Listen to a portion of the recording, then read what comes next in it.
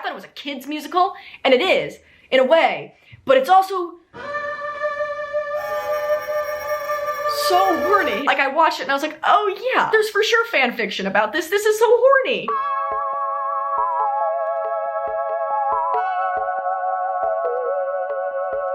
Hi, hello, how are you? I hope you are in the mental state to hear about the drama in the fandom of Andrew Lloyd Webber's Cats. And when you think he's half asleep, he's always wide awake! Because if you're not, you clicked on the wrong video, bitch, okay?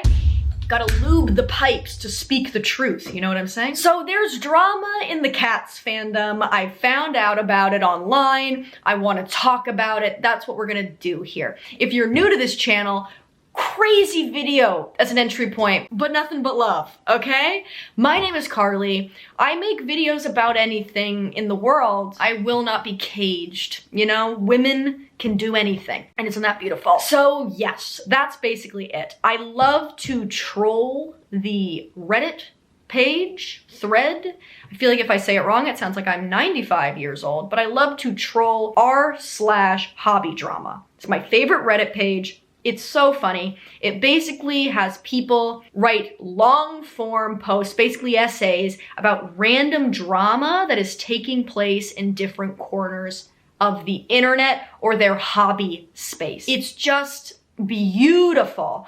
I will link the original post where I got the majority of my information in the description below. All credit to that person. I just simply need to talk about this. It's all I've been thinking about, and no one in my life wants to hear about cats. They don't, and that's a boundary that I have no choice but to respect. I think it's violence against women, me in particular, because I want to talk about cats, but they have laid a boundary down and we have no choice but to respect it. So before we get started, I want to just say two things. I am not making fun of the Cats fandom, and I do think that Cats gets a bad rap and it's better than people say it is.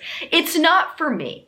I'm a Stephen Sondheim girly through and through. If Merrily We Roll Along has one fan, I am her. If Merrily We Roll Along has 0 fans, I'm dead. I love high concept, plot driven musicals. You know, you're going to Cats to have a good time. Kids love Cats. I get why tourists want to watch it too. It's wild. So I get it. I'm not dunking on Cats. Also, my cousin, or my mom's cousin. So what's the relationship there? You tell me. He was in the West End production of Cats. One of them, he played, what's the cat's name? Oh, Monkastrap, okay? So I've got Cats in the blood. To me, Cats is personal. It's a family matter, some might even say. I think a lot of people know Cats from the 2019 movie, which is horrific. I'm not arguing that. Like, nobody needs to see Cats with human hands, with wedding rings, or see Rebel Wilson unzip her cat skin and vest to reveal an identical cat skin and vest. We don't need to see that in the year of our Lord 2019. I get that. But if you know what Cats is about, it's like, why would the movie be good to begin with? Like, what is there to, why, it doesn't have a plot. We don't need that. Is Cats weird? Absolutely. No argument there. One second. It's weird. But that's kind of beautiful. Like, I don't want to dunk on the Cats fandom because I do truly believe that the reason why niche spaces on the internet are so fun is because people feel a freedom to just wholeheartedly enjoy earnestly weird stuff. I want us all, before we embark on this video, to think of the weirdest fandom we've been in, something that has no business being a fandom, and I want us to hold that in our hearts and remember that as we go through this. Because this is not judgment, it's more just like enjoyment of drama that we have no attachment to, that happens to be about humans playing cats in horrific skin suits, okay? Think about the most whack fan fiction you read, or the most unhinged fan tweet you pressed send on before we embark on this journey, because we've got nothing but love and light to the Cats fandom,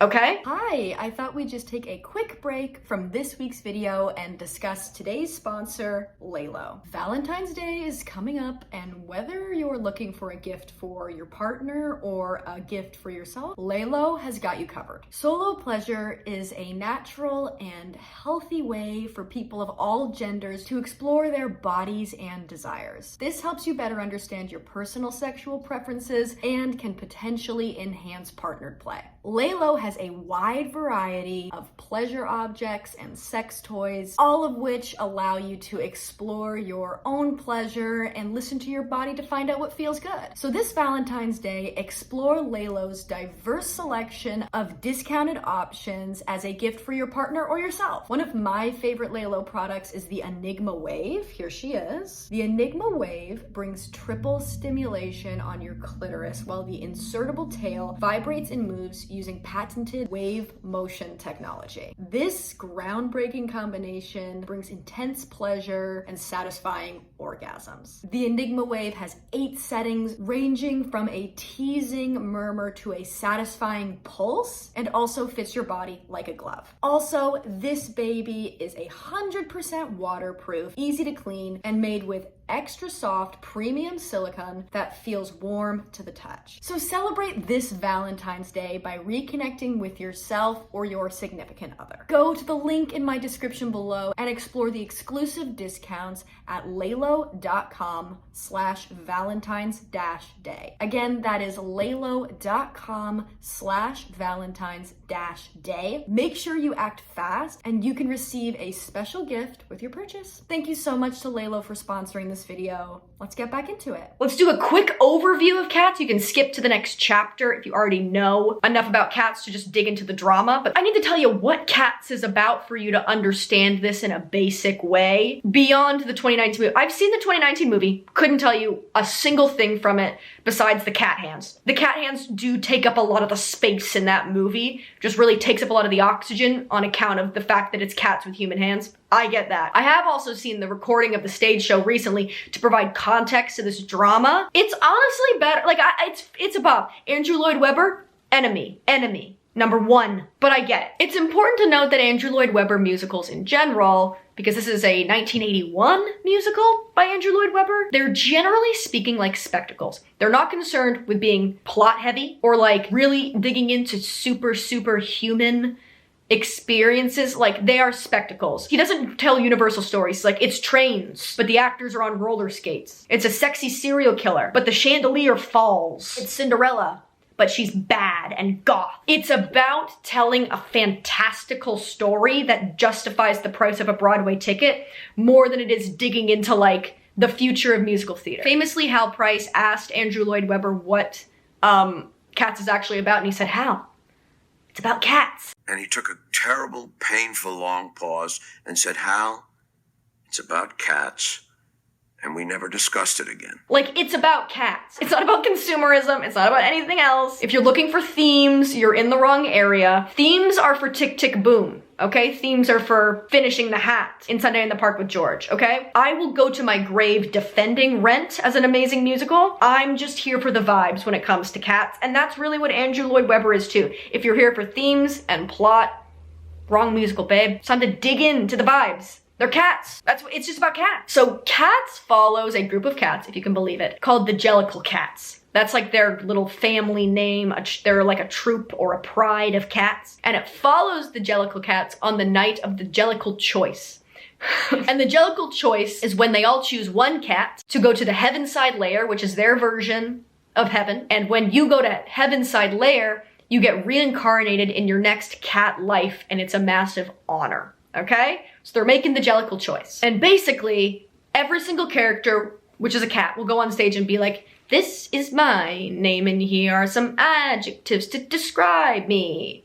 And here are some adjectives that describe me, and I have a silly name, and I think I should be the Jellicle Choice." And then another cat comes on and is like, "Actually, here is my name, and my name is silly, and here are some words that describe me, and actually I think I should be the Jellicle Choice."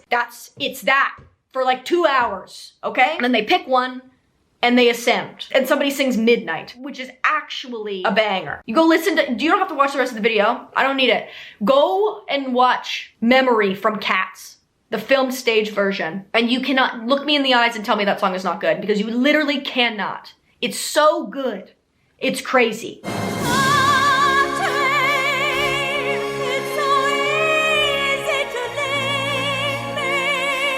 So that's what happens.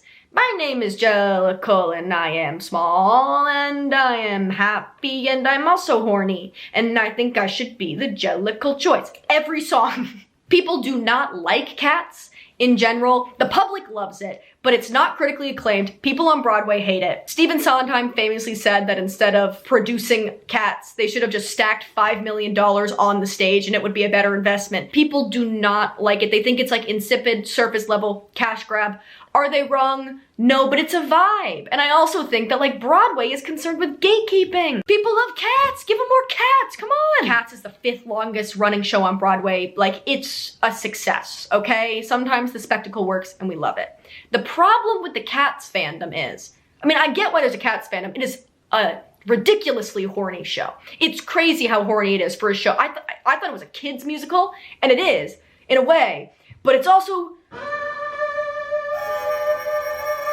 so horny. It's crazy. So I get why there's a fandom. Like, I watched it and I was like, oh yeah, there's for sure fan fiction about this. This is so horny. But there's not a lot of canon for Cats because it's based on a book of poems by T.S. Eliot called Old Possum's Book of Practical Cats. So beyond those like random adjectives that they say in their song and their names, we don't get a lot of information on the ages, the relationships, or anything else about the cats, which means that the directors let the actors make it up. And I don't know how familiar you are with musical theater performers, but they cannot be given that freedom.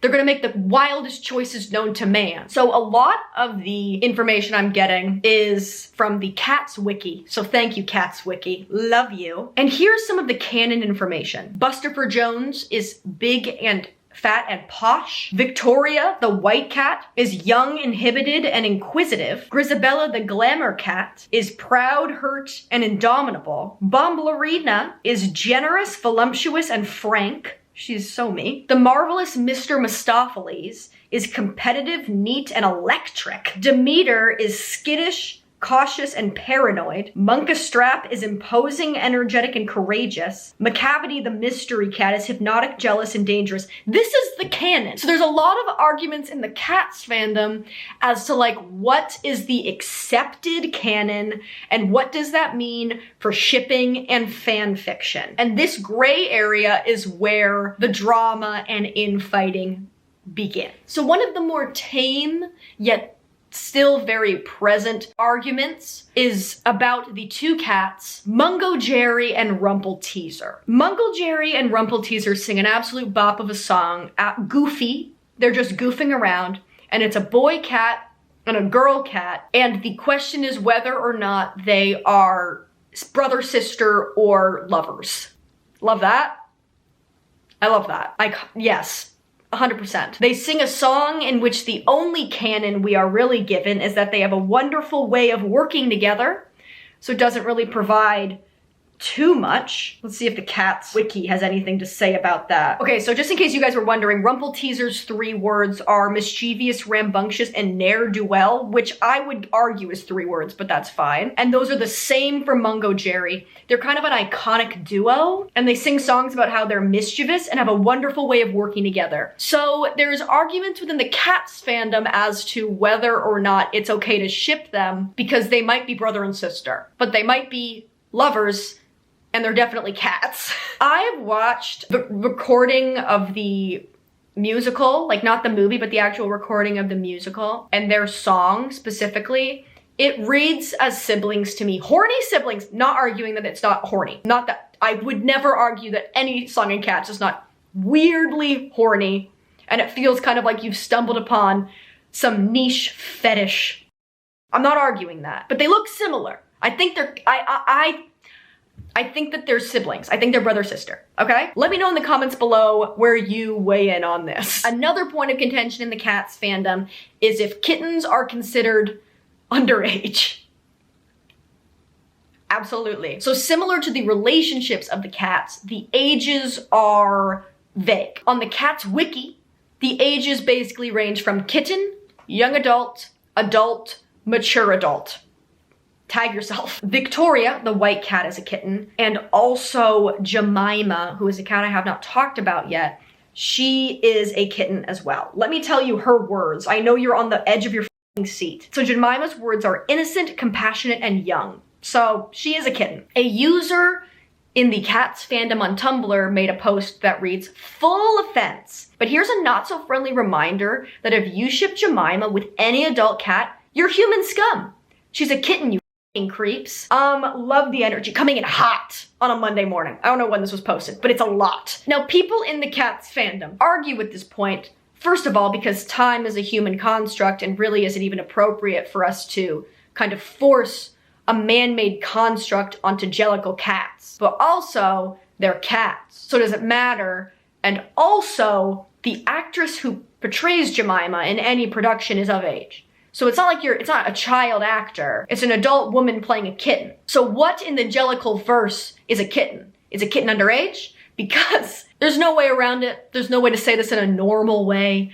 There's an orgy in the middle of cats. They all get high and they have an orgy together. I'm not joking, and that's all I can say on that. And Jemima takes part, that's the word I'm thinking of, sorry, the cat, my brain is melted. Jemima takes part in the cat orgy, and they let her. So presumably, she's of age. Another user in response to this post wrote, "I don't think kitten in terms of how the show uses it means underage though. Like I said, these things are true sometimes, but that doesn't mean they are always true."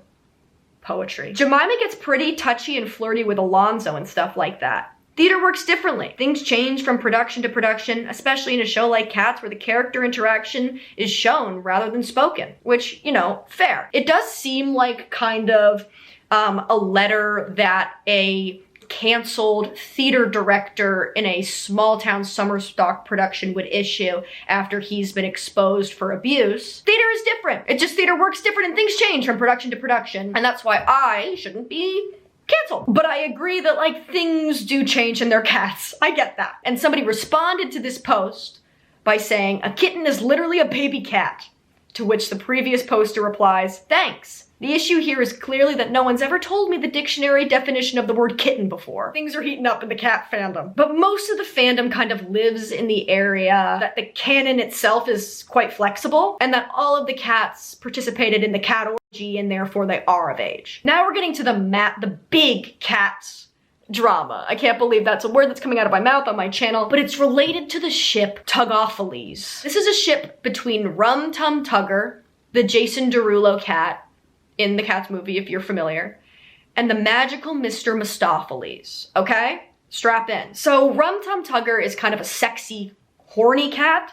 Let's see what his adjectives are. He's vain, perverse, and inconsequent. He's kind of a Mick Jagger sexy cat, and that's his whole thing. He's just very horny, even for cats. And the magical Mr. Mistopheles, he's decidedly straight in the movie. They've straight washed him in the movie, but he's a cat that's a magician who pulls a rainbow out of the hat that he has. So we know the truth, okay? He's a queer icon, a legend, and I love all of his activism that he does. So this is a ship between Rum Tum Tugger and Mr. Mistopheles. It occupies a very common gay ship space. Oftentimes the shippers are women. I was talking to my friend about Red, White, and Royal Blue. He's a gay man, and he was like, "I tried to read Red, White, and Royal Blue, but it's so obviously a gay book written for women to read." And I was like, that is a point. Like, you have made points. Where Rum Tum Tugger is oftentimes like mask and big, and Mr. Mistopheles is femme and small. You love to impose heteronormative gender norms in a gay relationship. It's actually necessary, even if they're cats. Even though they're cats that and they're humans wearing cat skin suits and which one's the boy and which one's the girl? And how do you two even do it? Good. The 1998 recording of the stage show is largely considered to be it's like a considerable part of the Cats fandom canon. And in that, while the other cats are singing their song, you know, "My name is Jingle Beans and I like to play guitar and I am kind and also I'm slippery," that kind of thing. The other cats are in the background interacting a lot of the time. This is where a lot of the canon and the relationships in the fandom have been taken from. You cannot give musical theater actors this kind of power. But in this, Rum Tum Tugger and Mr. Mistopheles flirt a lot, okay? Rum Tum Tugger sings Mr. Mistopheles' praises in Mr. Mistopheles' song. There's like a chin lift where like It's like a flirting thing. I'll insert a picture here. In Rum Tum Tugger's horny little song, Mr. Mistopheles like teases him. It's flirty vibes between the two cats, the two gay cats. But one's still a boy and one's a girl. Important to remember. You must impose gender norms on your corny cats. So here's where the drama with the Tuggoffelees ship comes in. An incorrect cat's Tumblr page posts a post. Makes a post that reads, "One day we'll have to address all the problematic stuff around a very popular ship, and y'all are not ready for it." And other accounts responded to this drama. In any fandom, if this post is made, shambles, drama, obviously. So everyone's like, okay, but now you have to tell us, don't hide it. And then somebody else says, preach OP, I love having a brain and the ability to consume fiction critically, and certain people in this fandom should try it sometimes, heart. And this was talking about Tuggoffelees. Here, based on a Tumblr post, are the problematic elements of Tuggoffelees. I'm gonna say it wrong. So Mistopheles is often depicted as incredibly small, or sometimes drawn or depicted like an actual literal child, whereas Tugger is a grown man and big, okay? And there's also depictions where Rum Tum Tugger is incredibly predatory and doesn't take Mr. Mistopheles' no for an answer. Horrific, honestly. This is not every depiction of Tuggoffelees, but this depiction, scary. So, no consent, okay? Responses to this post from pro-Tuggoffelees shippers include, "I'm just here to have fun, shipping whatever the hell I want. I don't care if some random people on the internet disapprove of how I choose to ship my fictional dancing cats. I am at a point in my life where I can safely distinguish fiction from reality without judging someone's morals according to whatever fiction they choose to create or consume." And then somebody responded to that post by saying, "Don't you have like freak bullshit to write or whatever it is you pro-shippers do? It's cats! Guys, it's fine. It's fine. I think it's fine." And someone, in response to this, posted a 3,000 word response as a pro-shipper about the Tuggoffelees ship. Now, this person wrote this novella arguing basically against the queer representation presented in Tuggoffelees fanfiction and are against it. It references the Hays Code and Stonewall, and here are some parts of it. When we create for ourselves and our friends, but as soon as we make those creations public, we give them the power to affect anyone who might stumble across them. And this opens the floodgates for far darker portrayals of this relationship that can be brushed off once Mistopheles is no longer deserving of respect. Something that's been mentioned and that I see a fair bit of is Misto not liking Tugger at all, or not giving the appearance of it, which for characterization purposes is the same. And Tugger simply pursuing him until he agrees to at least sex. Now we're back to gay men being predatory and dangerous. Whether or not you think so, eventual agreement, especially if you're being coerced, is not consent. It has never been, and it never will be. And any refusal to take no for an answer on Tugger's part casts him back in the role of a dangerous gay man. Completely separating fiction and reality is a luxury. Being able to move through online spaces unafraid of your own reflection in the works of others isn't a universal experience. For you, it may be just fiction, but for us, these are justification used when our brothers and sisters and siblings are murdered. Which is like legit, it's true. But to have that conversation on Cat's Tumblr is wild. True, but wild. And that's really the extent of the conversation on the Cat's Fandom Tumblr. There are other conversations, but it's just like longer versions of this, of like in the Cat's Discords, they don't want to be promoting these problematic depictions to minors, so it's age blocked. It's a whole thing. But I just wanted to share this with you because it's everything to me. Thank you so much for watching. I hope you enjoyed this video. All of my information, Instagram and all that stuff will be in the description below. Go watch Cats, okay? Go watch the stage version of Cats. Meow. Bye.